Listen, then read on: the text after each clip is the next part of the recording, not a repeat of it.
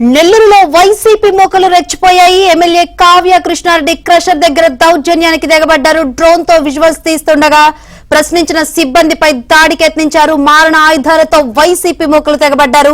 అయితే ఎట్టకేలకు నిందితులను అరెస్ట్ చేశారు. వీడియోలు తేవాలని మాజీ ఎమ్మెల్యే రామిరెడ్డి చెప్పారని నిందితులు చెబుతున్నారు. తన హత్యకు వైసీపీ మాజీ ఎమ్మెల్యే రామిరెడ్డి కుట్ర పన్నారని కావ్య కృష్ణారెడ్డి ఆరోపిస్తున్నారు. ప్రస్తుతం కావ్య కృష్ణారెడ్డి వద్ద మా ప్రతినిధి ప్రసాద్ లైవ్ ద్వారా సిద్ధంగా ఉన్నారు. ప్రసాద్,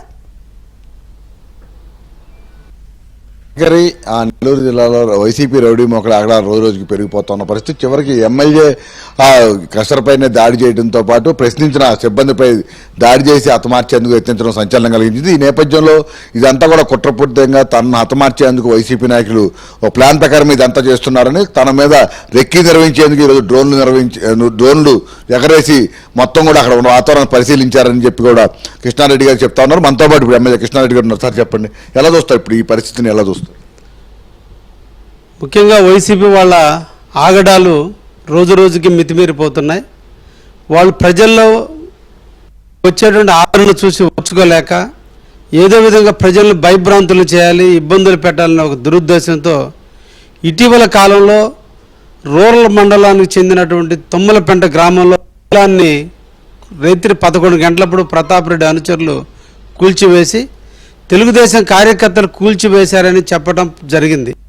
అందులో పోలీసు వారు చాకచక్యంగా నిర్వహించి వాటికి సంబంధించినటువంటి విజువల్స్ అన్ని కూడా బయటపెట్టి వైసీపీ వాళ్ళే పగలగొట్టారని వాళ్లే ఒప్పుకోవడం కూడా జరిగింది. దాని మీద కేసు కట్టారు.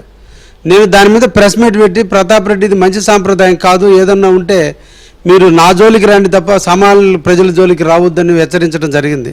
అందులో ధర్మ నాటి నుంచి నేటి వరకు కూడా అతను నా మీద కక్షను పెంచుకొని ఏదో విధంగా నన్ను హతమార్చాలన్నటువంటి ఒక దురుద్దేశంతో ఈ రోజున రౌడీ షీటర్లు అయినటువంటి ఆత్మకూరు రాజేష్, రౌడీ షీటర్లు అయినటువంటి దామెర్ల శ్రావణ్ అనేటువంటి ఇద్దరు రౌడీ షీటర్లని, ప్రతాప్ రెడ్డి ఇంట్లో ఉన్నటువంటి వేణు అనేటువంటి ప్రతాప్ రెడ్డి సోషల్ మీడియా అధినేత అయినటువంటి అతన్ని ముగ్గురిని కలిపి నెల్లూరుకు సంబంధించిన ఇంకొక అబ్బాయిని పంపించి అదేవిధంగా ఒక కారులో ఇంకొక 4-5 మంది వచ్చి ఈ రోజున నా మామిడి తోటలో ఉండి, నేను జనరల్గా ఏకాదశి మంగళవారం కాబట్టి మామూలుగా నిన్నటి రోజున నేను మా కొబ్బరి తోటకి వెళ్ళాను, ఈరోజు మామిడి తోటలకు వెళ్లాల్సింది అనుకోని పరిస్థితుల్లో నేను విజయవాడకి రావడం జరిగింది. కాబట్టి ఈరోజు తోటకు వస్తానని తెలుసుకొని ఈ రోజున వాళ్ళు క్రషర్ దగ్గరికి అక్కడే మామిడి తోటలో కూర్చొని ఈరోజు నెక్కి నిర్వహిస్తూ నేను ఎక్కడ ఉండేది డ్రోన్ కెమెరా ద్వారా చూసుకుని అటాక్ చేయాలనే ఉద్దేశంతో ఈరోజు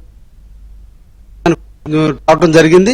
దీంట్లో మా వాళ్ళందరూ కూడా చాకచక్యంగా వాళ్ళు పట్టుకున్నప్పుడు రౌడీ షీటర్లు అయినటువంటి మన ఆత్మకూరు రాజేష్ గారు అదేవిధంగా శ్రావణ్ ఇద్దరు కూడా తప్పించుకోవడం జరిగింది. ప్రతాప్ రెడ్డి ముఖ్య అయినటువంటి వేణు ప్లస్ నెల్లూరు నుంచి సంబంధించినటువంటి డ్రోన్ కెమెరా ఎగరేస్తున్నటువంటి వాళ్ళిద్దరు కూడా స్పాట్లో దొరకడం జరిగింది. వాళ్ళ దగ్గర కత్తులు ఉన్నాయి.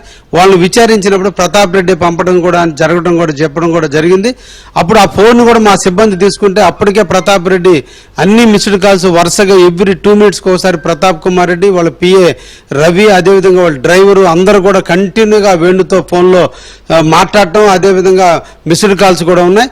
ఇప్పటి వరకు కూడా కార్యాలయం గురించి కూడా ఆ వేణుకి ఫోన్లు రావడం కూడా జరుగుతుంది. ఇప్పుడు కూడా ఫోను మా పిల్లల దగ్గరే ఉన్నాయి.